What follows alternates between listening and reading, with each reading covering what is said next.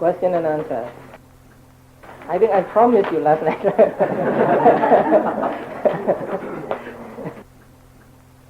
So let's have question and answers until 3. You see, I'll take advantage. I saw 2 hands, so let them out. Sarah? Yes, I wondered on the talk here. It says about the Kamasugate realm, and there's preaching and listening to them about it. Doesn't mention that like in the human realm. Does that imply there's no progress? Because you'll miss learning. In the adult care, the 7 states, it'll miss learning. Doesn't that imply there's no progress? Learning? Yeah, it says there's learning in the human realm. Yeah. I think teaching and learning should go together. Oh, learning of Tipitaka there, number 2. So teaching, learning of Tipitaka, preaching and listening to Dhamma, these 4 things are possible in human plane. But in Deva plane, only preaching and listening to sermons is are possible. Because the Deva planes are said to be full of sensual pleasures.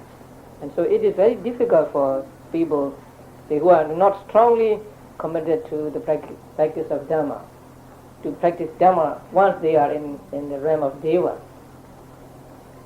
So there's so much pleasure there, and so easy to enjoy those pleasures that they will not want to practice Dhamma or practice meditation and so on. That is why, according to our book, when bodhisattvas are reborn in Deva world, they did not live until the end of the lifespan of that particular Deva world. They have what is called self-imposed death or something. It may be called suicide.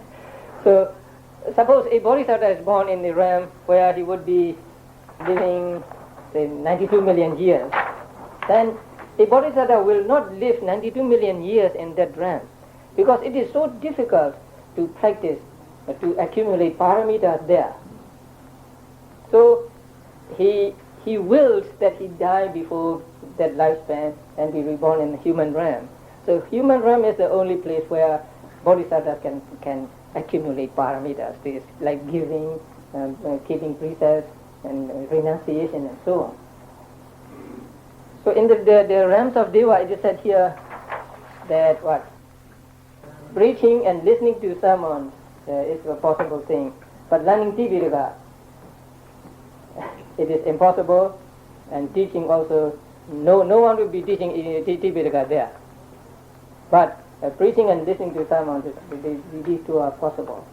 That is why Buddha went to the Tower of heaven and then taught Abhidhamma to a group of Devas, and also sometimes, from time to time, the Arahants, they went to the Deva realms and then taught to them or preached to them.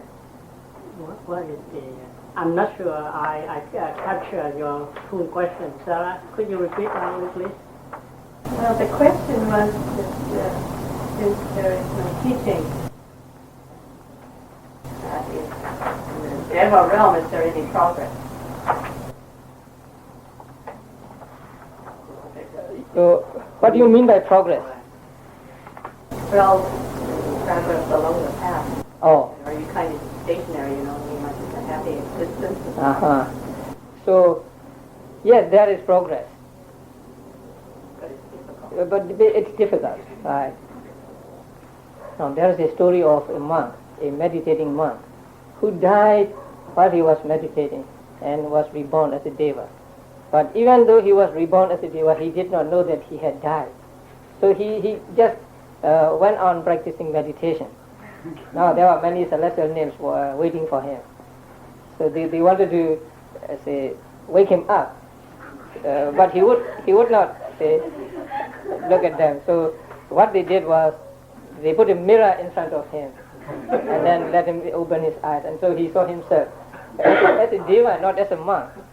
So he was not happy. So he was displeased. He said, I did not practice meditation for this kind of thing, but now I've become a deva. So he paid no attention to celestial names. So their progress is possible in the realms of devas. Yes. Now, is the human realm the only realm from which you can be enlightened? No. Enlightenment is possible in all these realms. The only realm where enlightenment is impossible, these four, and then mindless beings, the realm of mindless beings, and the formless. But the formless is only the first.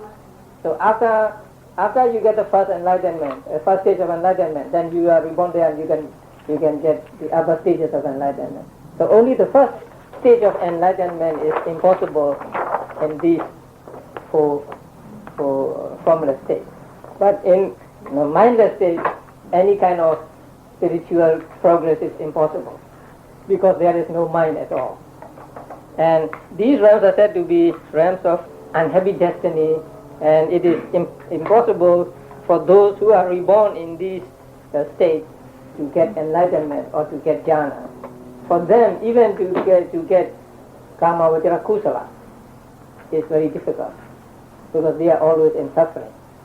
And you look at the animal world and you see one animal killing another animal, and so there is very little chance of them to get kusala. Then you may want to ask, why can they be reborn as human beings again? Because they have store of kusala and akusala, which they did in the past. And some kusala get chance to give results, and then give results, and so they can be reborn again in the human realms and other realms. But those who are reborn in these have no chance of getting jhanas and getting enlightenment. But in other realms, the enlightenment is possible. Is there anything special about the human realm? Somewhere I heard that the human birth is very difficult and it's more advantageous. Yeah. So that is because, as I said, the devas world are full of sensual pleasures, and so there is not much chance to acquire kusala there. You always want to enjoy pleasures there, and so you don't have much chance. But in the human world, it's your choice to acquire kusala or akusala. And human beings are said to be the best of beings in that only human beings can become Buddha. And only human beings can become Buddha. And the human beings can also go to the lowest of hell. It is said here that each one of these the rooms of forms is predominated by lust, hate, and delusion on the life. So how does that apply that these are people of higher evolution? You drag me into explaining how the world ends.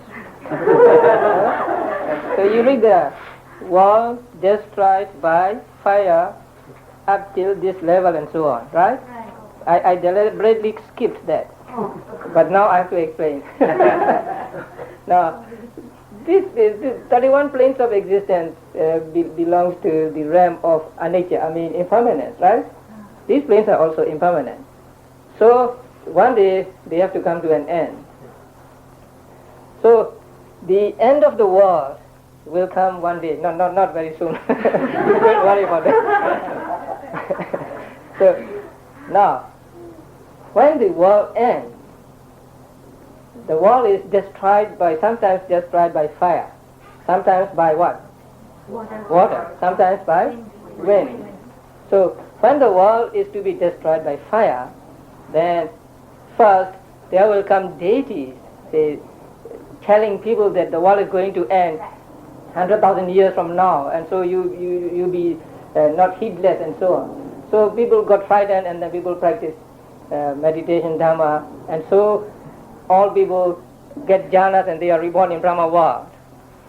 When there are no more beings in the world, then first the second sun will come up. So when the second sun comes up, there will be no night, always day and very hot, right? And then the third, the fourth, the fifth, the sixth, and the seventh. So when the seventh sun comes up, this world will be smoke. Say everything burnt to say nothing, to ashes. It will go on in that condition for say many years.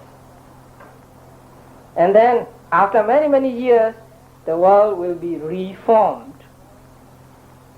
So there will be a great rain and all these things, and then the earth will appear and so on. So the world destroyed sometimes by fire, sometimes by water. In that case, something like acid rain. So they will fall and then destroy everything. And sometimes by wind, the very strong wind, so everything will hit against each other and then reduce to what you call particles of powder.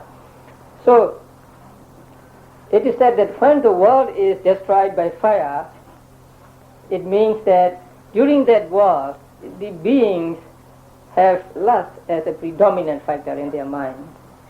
Not only the Brahma beings, but all beings, human beings and all below. So when it is destroyed by water, it means that hate or anger predominates in the minds of all beings. And when it is destroyed by wind, it is the predominant factor is ignorance, delusion, moha.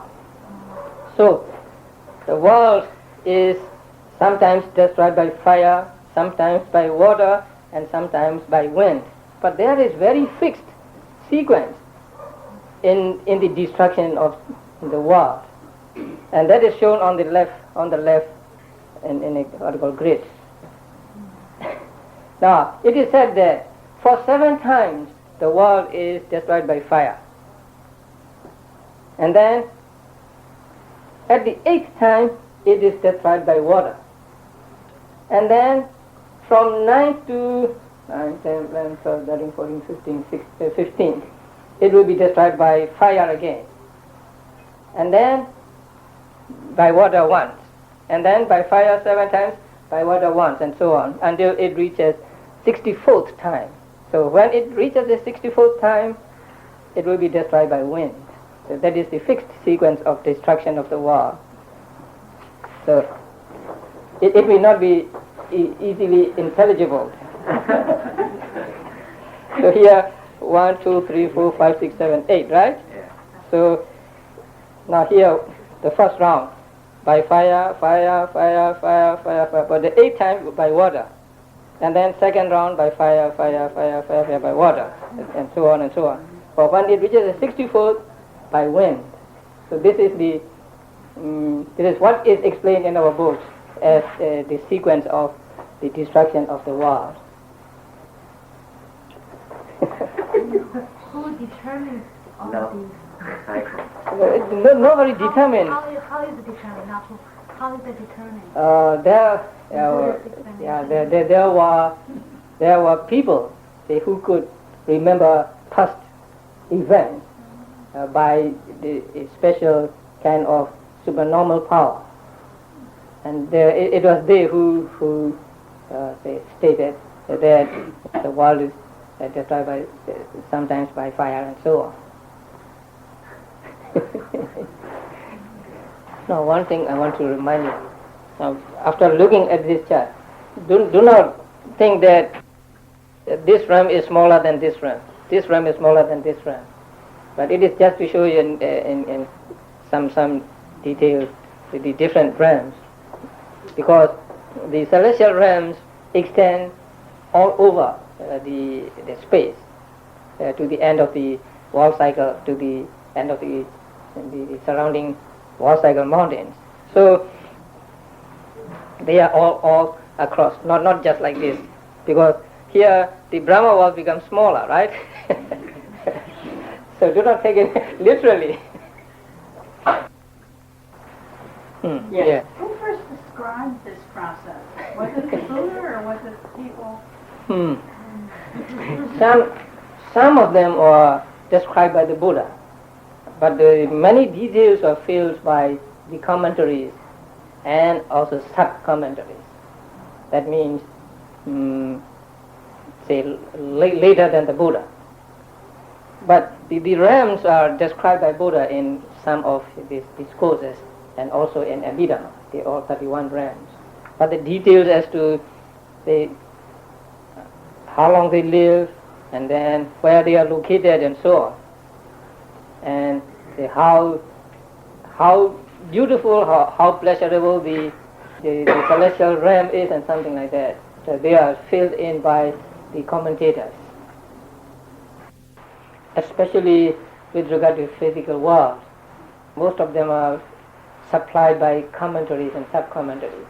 So maybe it reflects the knowledge of geography of their time, and it's different from what geography is today. Now, they said that there are 4 great continents, right? And there is Mount Meru in the middle. And it is said that the sun and moon go around the mountain at the half height of Mount Meru. And it is said that when 3 continents are light, 1 continent is dark. It is what they said. Because it is covered by Mount Meru. The 3 are covered by Mount Meru. So if we follow that, and if we take India to be the southern continent, then America seems to be the northern continent. Now the northern continent is supposed to be a special place. The people there, they don't have to plow, they don't have to cook, something like that. And I think it's a little true now. You let the machines do for you. So that's why some people say, "Oh, America is not northern continent," and people in northern continent are good and they keep precepts.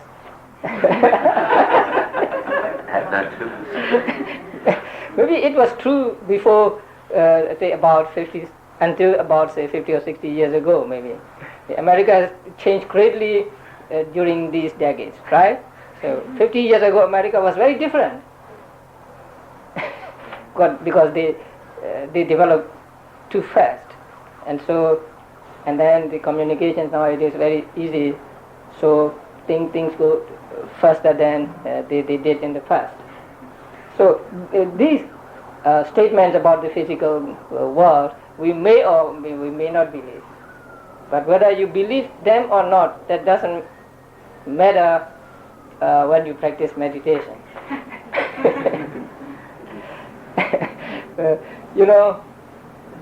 I was born in Mandalay, born in a city, and so I did not have a formal monastery education, because as soon as I can go to school, I was sent to an English school where English and modern subjects are taught, and the school happened to be just across the street from my house, so I didn't get any chance to play truant, even for once.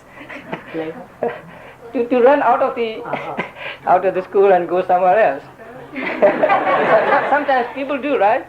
So you skip one class or something like that. I dare not do that because my house was just across the street. Now, so what people learn first stays with them, right? They hold on to it. So I was taught modern geography and other things first, and then only at 16 I became a monk. I became a novice, and I studied the Buddha's teachings and all these commentaries. So there's something like a conflict in me.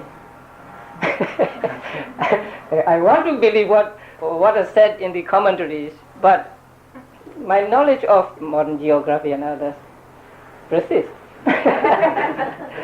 So what I do is I just keep it open. I don't decide this must be true or this must be wrong, but I just let it be, because it doesn't matter whether I believe them or not, so long as I practice. So that is my attitude towards these things, because it's very difficult to believe what they said. Now it is said that inhabitants of northern continents have round faces, so like the disk of the moon or sun. And those of, I'm not quite sure, west or east, have the face like a half moon. Can you imagine? So people with faces like half moon? But it's lucky that it is said that people who live in the southern continent have faces like the what do you call it, front part of a cup. That means like this, like our faces. They slope down here, right? It goes up. Yeah. So it's difficult to believe this, especially those who belong to northern continents or western continents. And it is explained there that if 4 people meet together, they die because they laugh at each other.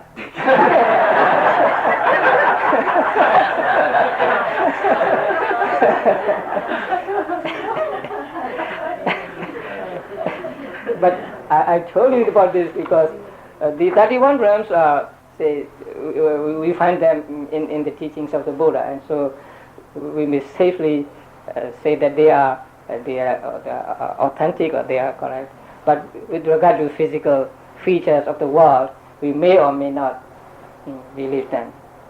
But there is one thing which I keep in mind is just leave it open, because sometimes we cling to modern teachings as much as we cling to the teachings of old. Sometimes what seems to be modern teaching or scientific teachings become non-scientific at some time later. Right? Now, for example, the atom. Now, the atom is supposed to be the smallest particle of matter, and it is indestructible, and it has substance. And that was science for many years. Right? Then nuclear science came into being. And now we know that atom is just a combination of energy, right? Electrical charges. So there is no substance. And atom is not the smallest material particle. There are subatoms. There are smaller particles combining to form an atom.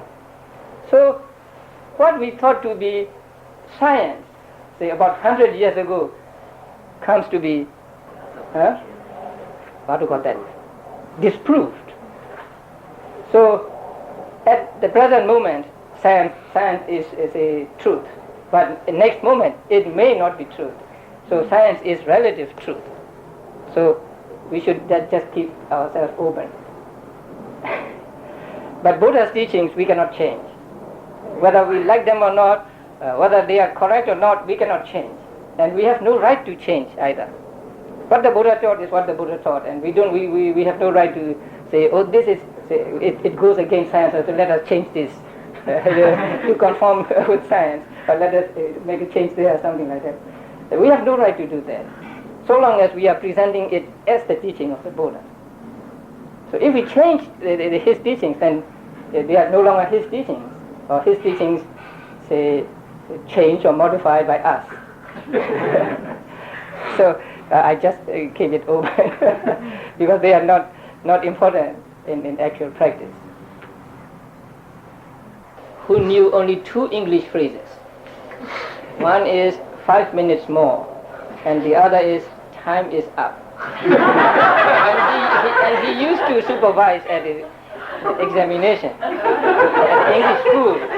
So when it was 5 minutes to the end of the period, he said 5 minutes more, and then when it was time, he said time is up, and then he collect all the answers. No, now I'm going to follow him. Time is up. 5 minutes more. No, 8 minutes past.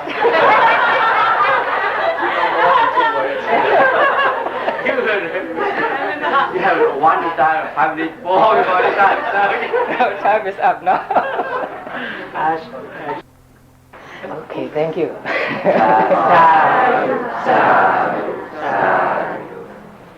to share merits. Now first they will do it in Vietnamese. So I want other people, especially my people, Burmese people, to know that these people know how to share merits themselves. They don't have to be taught by the monk. But in our community we have to teach them what to say when they share merits, like I did a few moments ago here, right? So these people know how to share merits themselves. So please share merits in Vietnamese.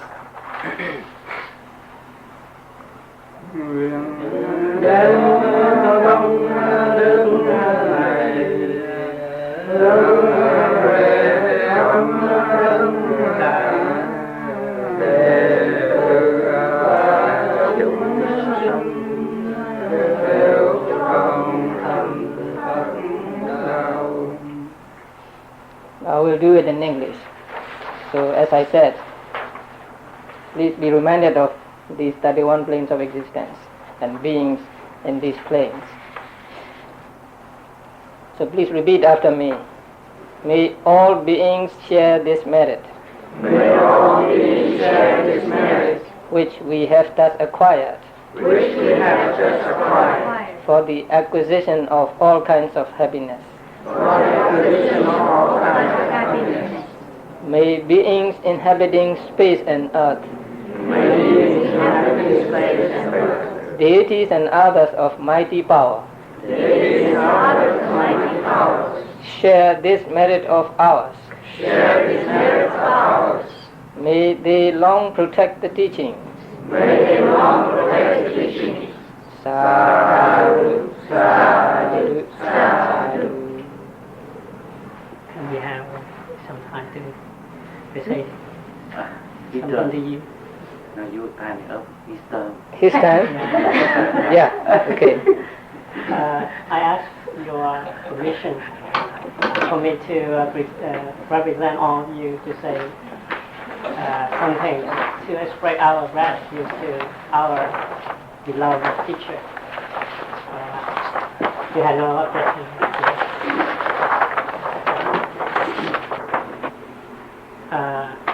Dear Bante, it's been a year since we came here last year, and it was faster than we thought last year. So it's very fast, and time passed very quickly. And this weekend we came here again as for our request you to allow us to come here around this time to practice meditation. But our intention is to practice meditation here on your birthday, because we think that nothing we can show our gratitude more than we try our best to show you that we follow the Buddha teachings through your guidance. So that's why, that's the volition, that's the intention. So we came here, and it was rain, I think hard outside, but we feel so warm in here because we feel so warm because your compassion heart and the atmosphere of the monastery and the hospitality of the monks and people in this monastery. So we feel warmer than last year, not because your compassion or the hospitality of the monastery is less last year than this year, but we feel at home the second time than the first time. And I believe we made some progress in our practice. That's why we feel warmer here this year. What I try to say as we made some progress. So we are not bad students at all. So that's what I intend to say. And as I say, nothing to express our gratitude more than the practice. It's in your birthday, and we still have attachment. We haven't been eliminating them altogether yet. So we still thought about birthday card and present. So we all sign in this card. If I miss some of you, I ask your forgiveness, because it's hard to announce to all of you in the meditation retreat. So we have our card. And on behalf of all of us here, we would like to give You already gave me a card? Is it a different card? Yeah, On Friday you gave me one card. This is different? Oh. Different people. Oh. Okay.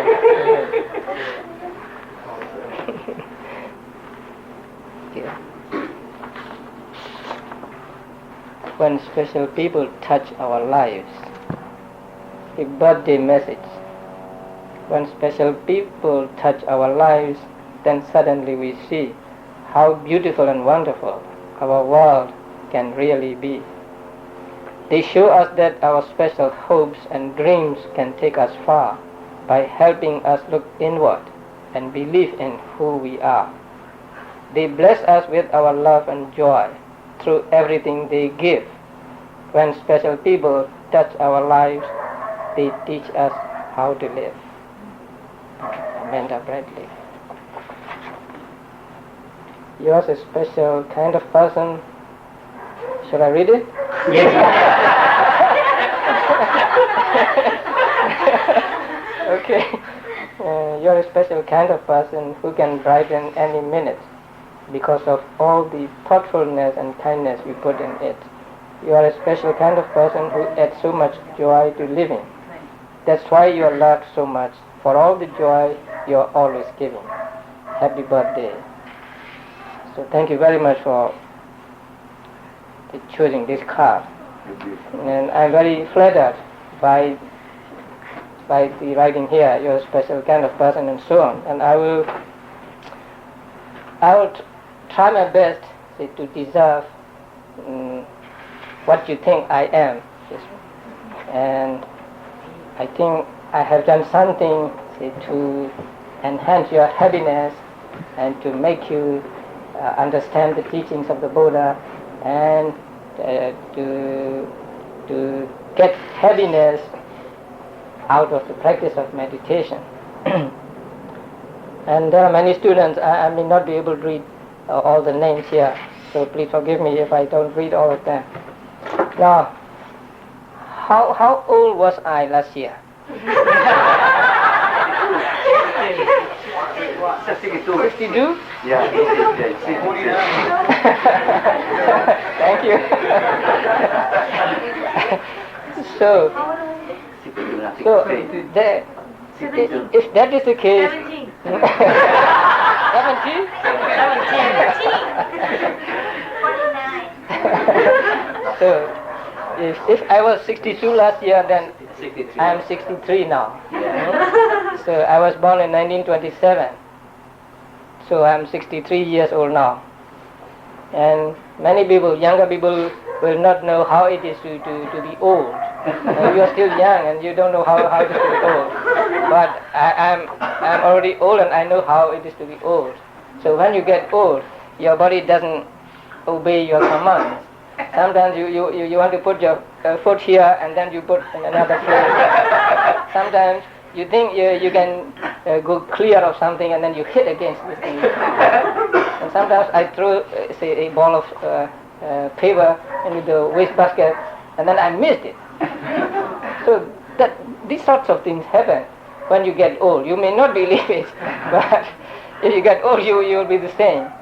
So old age is not a good thing to have.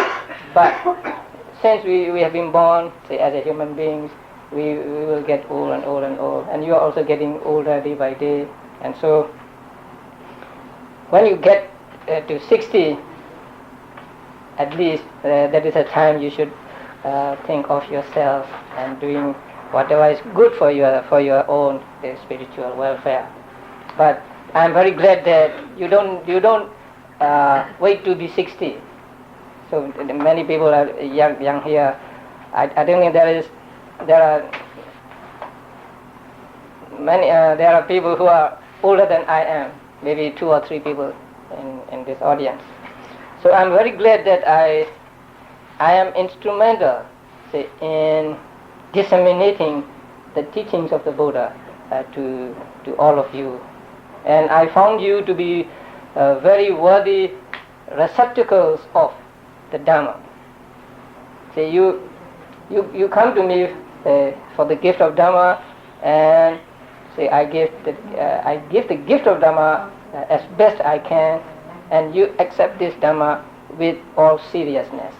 So I'm very glad that I was able to be with you and to share my knowledge and the experience of Dhamma with you. And I hope you will continue in the future to be better students and ultimately, say, to attain what you aim at or what you strive for. So thank you very much for birthday greetings too. Although it is not so usual that I receive birthday cards. So this is another card, right? No, but I want to find out. That's another one from another meditator. Oh, it's from Maureen. Are you still here? Maureen? She's gone. Oh, she's left. May the peace and enjoyment you find in each day make this year a good one in just every way. Okay. I have a word about you being older. Many people say that they're too old to sit, to meditate. But it seems like you're the few exceptions who sit longer than some people, younger. So when you've been doing this for years, it's no wonder, right? Yeah.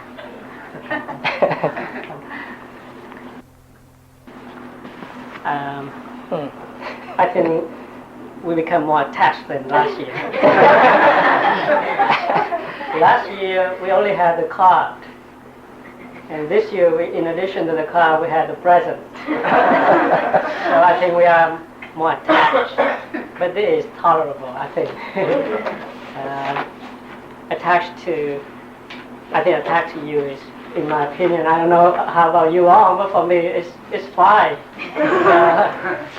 So we thought about a present for you this year, and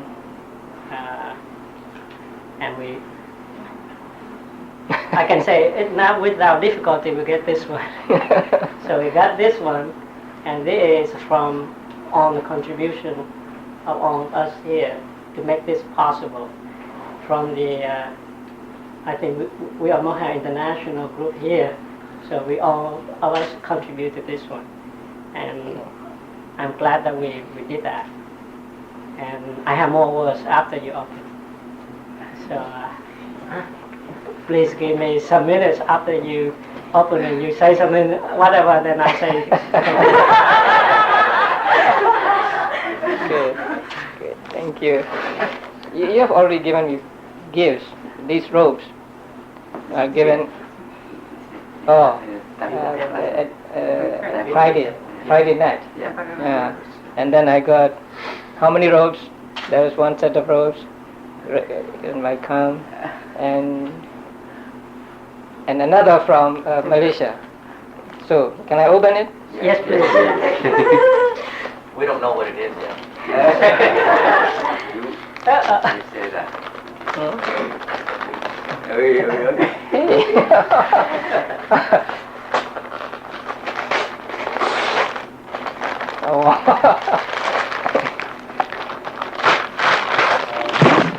Sony Walkman.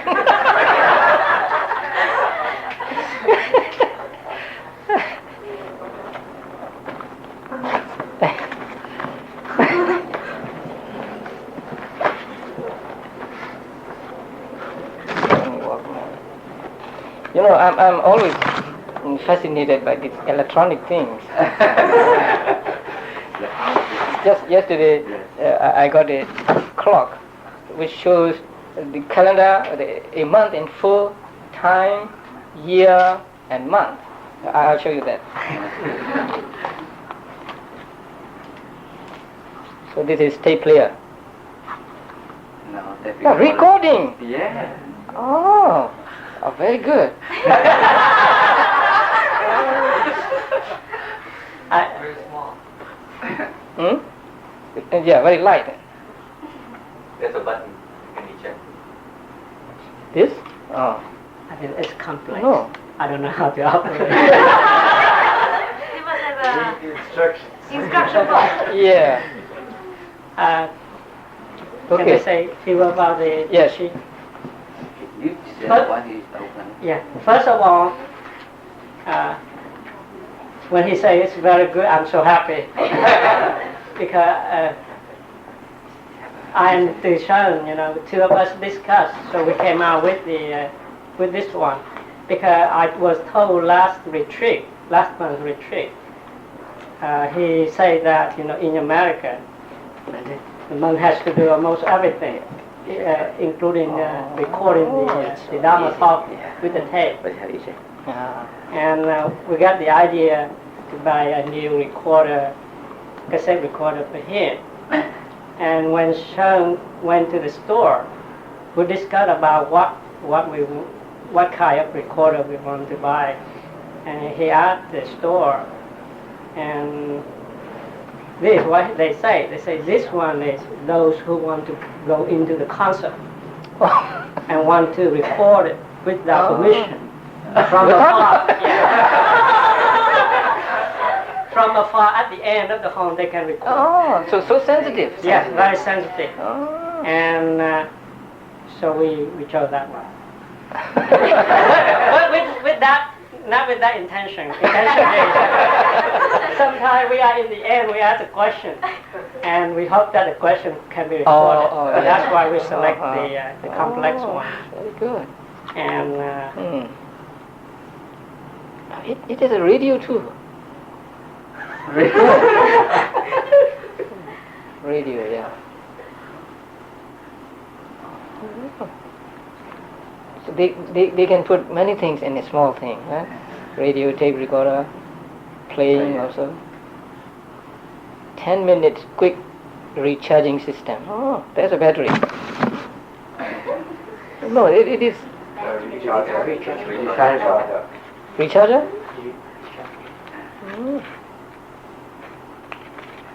You had to read the instructions. Yeah, yes. Many people are impatient to read instructions, but you should read instructions to understand. Okay, now I'll show you the watch.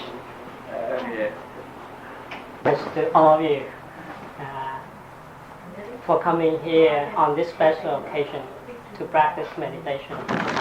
And thank you everybody for whatever way I can say that. And we would like to see you more often, especially next year. We come here again and to celebrate Bante birthday in the same atmosphere. Thank you very much. How about we pay homage to him now?